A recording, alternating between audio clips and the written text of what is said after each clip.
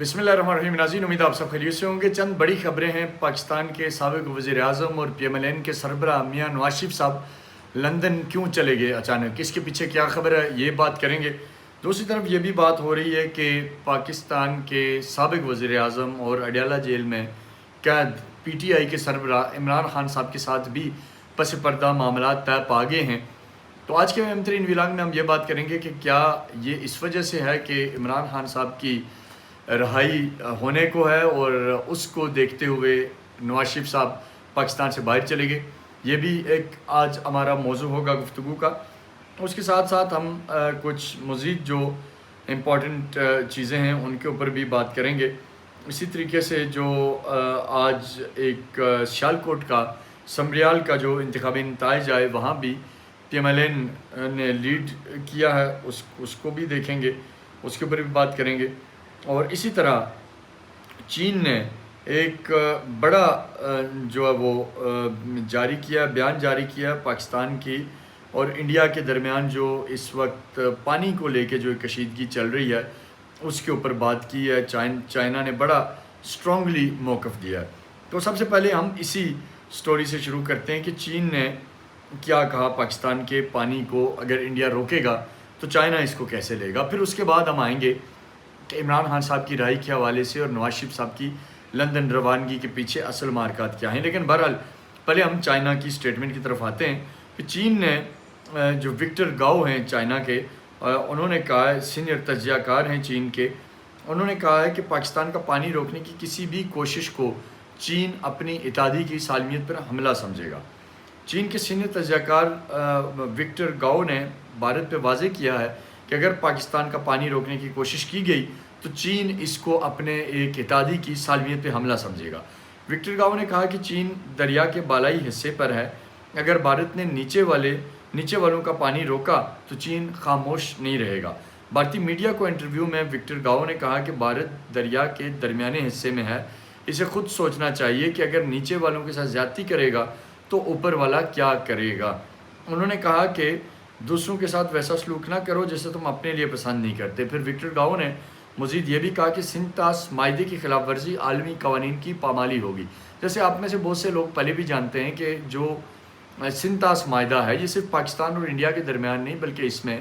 International guarantor موجود ہیں، تو اسی کا حوالہ چین کے وکٹر گاؤ بھی دے رہے ہیں۔ انہوں نے کہا کہ چین پاکستان کی سالمیت، خود مختاری، قدرتی حقوق کے مکمل تحفظ کا حامی ہے۔ تو یہ بہرحال ابھی تک کی اپڈیٹ ہے۔ پاکستانی لیڈرشپ نے بھی اس کے اوپر متعدد دفعہ بات کی ہے کہ انڈیا ہمارا پانی نہیں روک سکتا، اگر ایسی کوئی کوشش کی گئی تو ہم اس کو اپنے اوپر حملہ سمجھیں گے۔ تو ایک تو بہرحال یہ سٹوری تھی جو آپ کو بتانا ضروری تھی اور یہ بڑی انٹرسٹنگ تھی۔ دوسری طرف آپ کو یہ بتاتے چلیں کہ پی ایم ایل این کے سربراہ نواز شریف صاحب آج اچانک لندن پہنچ گئے ہیں۔ اس سے جب آپ ویلاگ دیکھ رہے ہوں گے تو مے بی کہ گزشتہ روز کی یہ بات ہوگی۔ تو اس سٹوری پہ کہیں یہ بھی بات ہو رہی ہے کہ کیا عمران خان صاحب کے ساتھ جو ڈیل کی خبریں چل رہی تھیں اس کے ساتھ کوئی تعلق ہے یا یہ کوئی الگ کہانی ہے۔ تو بیسیکلی میں آپ کو یہ بتاتا چلوں کہ جن دنوں کی یہ بات ہو رہی ہے کہ جنگ کے دنوں میں جیل میں عمران خان صاحب سے ایک سینئر حکام کی ملاقات ہوئی، کچھ ذرائع اس کو سیاسی اور کچھ ذرائع اس کو کسی اور فورس کا نمائندہ کہتے ہیں، تو وہ بتاتے ہیں یہ ہیں کہ بیسیکلی وہاں ایک ملاقات ہوئی اور جس میں عمران خان صاحب کو بریف کیا گیا اور انہیں کہا گیا کہ سر یہ انڈیا ہمارے اوپر جنگ مسلط کر چکا اور آپ کی ہمیں سپورٹ مطلوب ہے۔ اب اس پہ اگر ہم تھوڑا سا جائزہ لیں تو ہم یہ دیکھیں کہ عمران خان صاحب جب اڈیالہ جیل میں بند ہیں تو ان کی کیپیسٹی کیا ہے، ان کی پوزیشن کیا ہے، کیا وہ ڈونلڈ ٹرمپ سے رابطہ کر کے جنگ بندی کے لیے کردار ادا کر سکتے تھے، کیا وہ نریندر مودی سے ڈائریکٹ بات کر سکتے تھے، کیا وہ کوئی back door track two diplomacy کر سکتے تھے، انڈیا کو روک سکتے تھے کہ انڈیا کیوں جنگ کر رہا ہے، کیوں جنگ مسلط کر رہا ہے، تو ہمیں جواب نفی میں ملتا ہے۔ پھر کیا جنگ کے دنوں میں کوئی P T I us position میں تھی کہ وہ ملک کے اندر کوئی بڑا انقلاب لے آئے اور ان کو روکنے کے لیے گیا ہو کہ سر یہ ٹائم نہیں ہے، آپ نے نہیں نکلنا، تو جواب منفی میں ملتا ہے۔ کیا جنگ کے دنوں میں پی ٹی آئی لیڈرشپ کوئی ایسا پریشر مومنٹم سٹیٹ پہ بلڈ کرنے میں کامیاب ہو گئی تھی جس سے عمران خان صاحب کے پاس جانا لازم ہوتا، اس کا بھی جواب نفی میں ملتا ہے۔ تو اس لیے یہ ایک بہت بڑی ایک بیوقوفانہ قسم کی بیسیکلی ایک خبر اور بالکل ہی غیر ذمہ دارانہ قسم کی خبر ان دنوں سامنے لائی گئی کہ حکومتی کسی اہم شخصیت نے، چاہے وہ سیاسی شخصیت تھی یا وہ کوئی اور شخصیت تھی، اس نے خان صاحب سے جیل میں ملاقات کی، انہیں جیسے اس طرح بریفنگ دی جیسے وزیر اعظم کو بریفنگ دی جاتی ہے۔ یہ ساری کی ساری جھوٹی خبریں، ان کے اندر کوئی حقیقت نہیں ہے۔ پھر اس کے بعد ہمارے سینئر جو ایک صحافی ہیں مظہر برلاس، ان کی بھی سٹیٹمنٹ آ گئی۔ انہوں نے کہا کہ جی عمران خان عید سے پہلے باہر آ جائیں گے، تاریخ بھی دے دی۔ برلاس صاحب سے کوئی یہ پوچھے کہ آپ تو تاریخ دینے کے بعد آرام فرما رہے ہیں، غائب ہیں، ان پی ٹی آئی والوں کا کیا بنے گا جو مٹھائیاں بانٹ رہے ہیں، جو بنگڑے ڈال رہے ہیں؟ اگر انہوں نے عید کے دن عمران خان نہ آئے باہر تو وہ تو پھر آپ کے کہیں گھر ڈیرا نہ لگا دیں، کیونکہ یہ آپ پی ٹی آئی والوں سے ایکسپیکٹ کر سکتے ہیں۔ اسی طرح ایک اور سینئر صحافی نے اس پہ بات کی کہ جی عمران خان جو ہے وہ رہا ہونے والے ہیں، بات ہو رہی ہے، یہ ہو رہا ہے، وہ ہو رہا ہے۔ میں ان سب کو،